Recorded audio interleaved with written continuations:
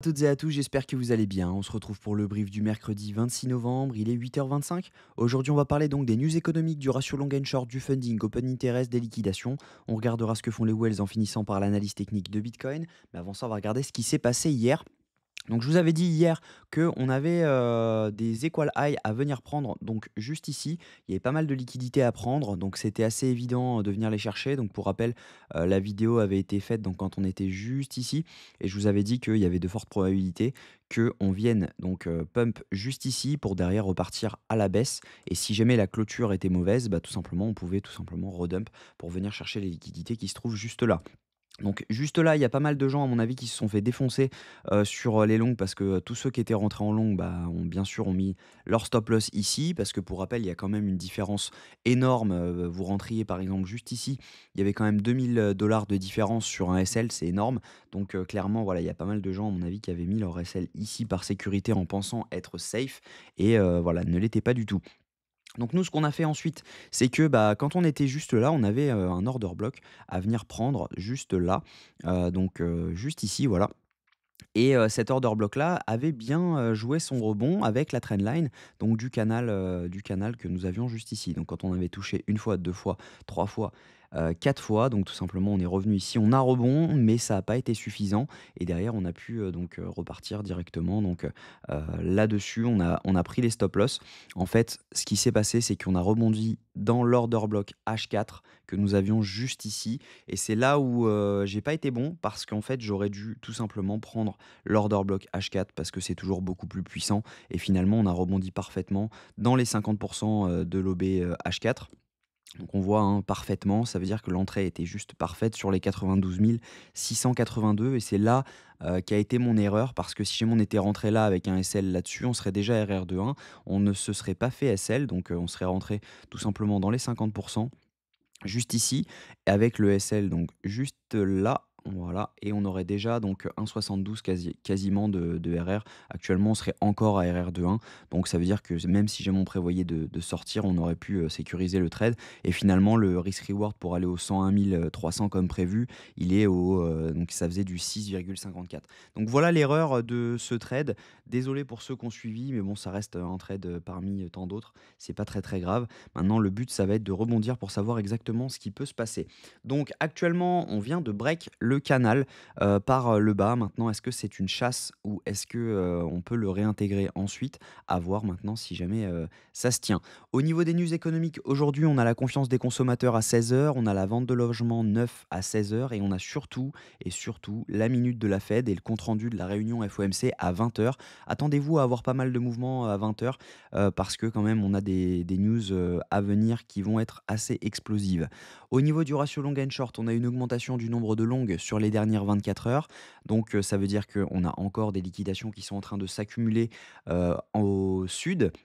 Donc clairement, il y a moyen de venir y faire un tour. Au niveau des funding open interest, on voyait clairement que là, on avait une augmentation de l'open interest avec une augmentation des funding. Donc ça veut dire que sur toute la descente, il y a que du long qui s'est ouvert. Donc quand on était juste là, c'était assez évident de dire que, bah, on allait venir SL tout le monde parce que quand vous voyez le nombre de longues qui se sont ouverts sur cette descente, bah, ça voulait dire que les stop loss étaient pour la plupart juste ici, hein, parce que sur cette descente-ci, bah, logiquement, si vous dézoomez un petit peu, le stop loss se trouve ici et donc par conséquent, c'était facile de venir les chercher. Maintenant, si jamais on regarde ce qui s'est passé ensuite, on voit qu'on a eu une grosse chute de l'open interest avec une grosse chute des fundings, ce qui veut dire tout simplement que ce sont des longues pour la majorité qui se sont fermées et donc par conséquent, il n'y a plus énormément de gens qui sont en longue, mis à part ceux-là il y en a, quand même qui sont rentrés donc juste ici. Maintenant, est-ce que c'est eux qu'on a liquidés juste là? À voir, mais voilà, à mon avis, il y a quand même encore pas mal de gens à venir chercher en longue. Donc par conséquent, on a des liquidations à venir chercher juste en dessous, même si on voit qu'on a quand même un cluster à venir prendre juste au-dessus et il y a de fortes chances d'avoir ce rebond. Moi, je pense qu'on a plus de chances de rebond que de repartir à la cave, mais on va voir ça directement après. Au niveau des liquidations, si jamais on regarde, bah, sur les dernières 24 heures, on a énormément de gens à venir chercher à la hausse, qui peut s'étendre jusqu'aux 99 744 dollars. On voit qu'on a liquidé à peu près tout ce qu'il y avait à prendre donc à la baisse sur les dernières 24 heures, même si on a encore des petits clusters en dessous. Le gros du travail se trouve quand même à la hausse. Si jamais on regarde donc sur 48 heures, c'est la même chose. On avait beaucoup de liquidations à venir prendre en dessous et le gros du travail se trouve aux 99 500 dollars. Et si jamais on regarde sur 3 jours, et on n'ira pas plus loin parce que les trades se sont fermés, c'est la même chose et ça s'étend jusqu'aux 100 700 dollars. Donc ça veut dire qu'on peut y faire un tour. Au niveau de ce que font les whales sont actuellement en train d'accumuler, les micro-whales en train de vendre et les retails en train de racheter juste ce mouvement, donc ce dump. Donc c'est assez inédit comme mouvement parce que souvent quand les whales achètent, c'est un bottom, mais les micro-whales souvent suivent les whales et là ce n'est pas du tout le cas. C'est elles qui ont produit, donc c'est les micro-whales qui ont produit ce dump et par conséquent on a encore des chances à mon avis de venir repump parce que si jamais elles se mettent à racheter, bah, on peut très bien repartir à la hausse très très fort. Donc techniquement, moi ce que je pense c'est qu'actuellement c'est clean parce qu'on a quand même pris l'order bloc H4 que nous avions juste ici, même si voilà, on valide quand même un choc baissier, je pense qu'on a un rebond à venir chercher. Je pense qu'on peut venir aisément chercher cette zone-ci, donc la zone juste ici, à venir prendre. Donc ce serait au moins la zone donc, des 97 128 dollars. Je pense que c'est assez facile de venir la prendre. Ça coïnciderait également avec la zone ETE de tout le mouvement. Si jamais on regarde ça, hop, ça coïnciderait donc avec la zone ETE entre les 96 983 et les 98 165.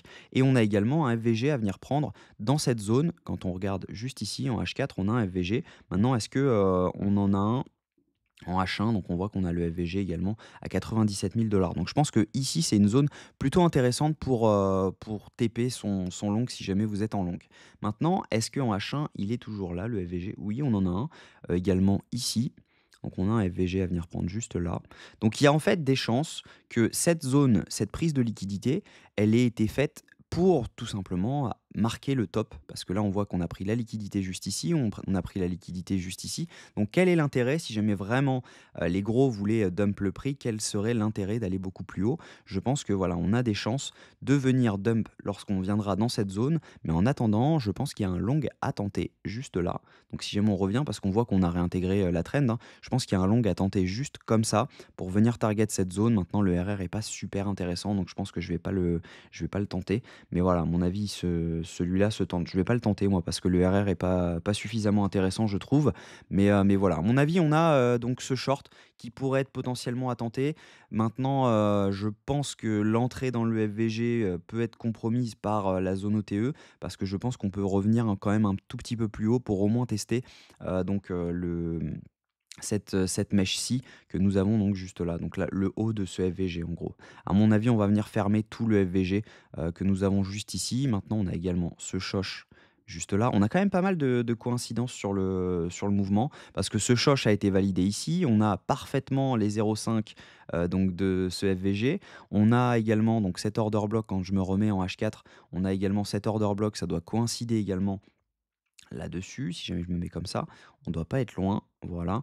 Donc à mon avis, il y a quand même une zone à tenter autour des 96 930 avec un SL donc juste au-dessus, autour des 98 400, 400, 98 400.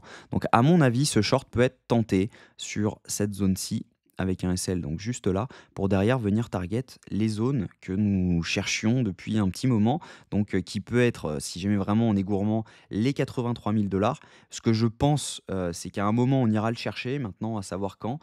Mais voilà, à mon avis, on va quand même rebond dans la journée et il faudra voir les datas le moment venu quand on sera dans cette zone. Donc je vous invite pas à mettre d'ordre parce que ça peut être dangereux, si jamais vraiment tout le monde se met à short quand on arrive dans cette zone. Ça pourrait être, problématique et on pourrait très bien, revenir chercher donc le haut de ce canal pour derrière revenir potentiellement rechercher le bas de ce canal. Donc voilà, moi ce que je vais faire, je pense aujourd'hui, je vais pas faire grand-chose. Il y a, à mon avis, des possibilités sur les alts. Je les collerai directement sur le Discord si jamais je fais quelque chose. Donc n'hésitez pas à le rejoindre, il est 100% gratuit. Vous avez également accès à une formation qui est complètement gratuite, qui part de toutes les bases, donc de comment synchroniser son MetaMask à les bases du SMC en trading.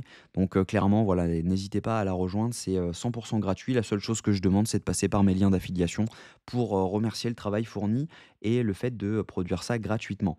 Donc voilà, j'espère que cette vidéo vous a plu. Si c'est le cas, je vous invite à vous abonner, à activer la cloche pour ne rien manquer des prochaines vidéos, liker cette vidéo et surtout commenter la crypto que vous souhaiteriez que j'analyse. Je pense que je la sortirai ce soir ou demain soir au maximum, donc n'hésitez pas à rejoindre.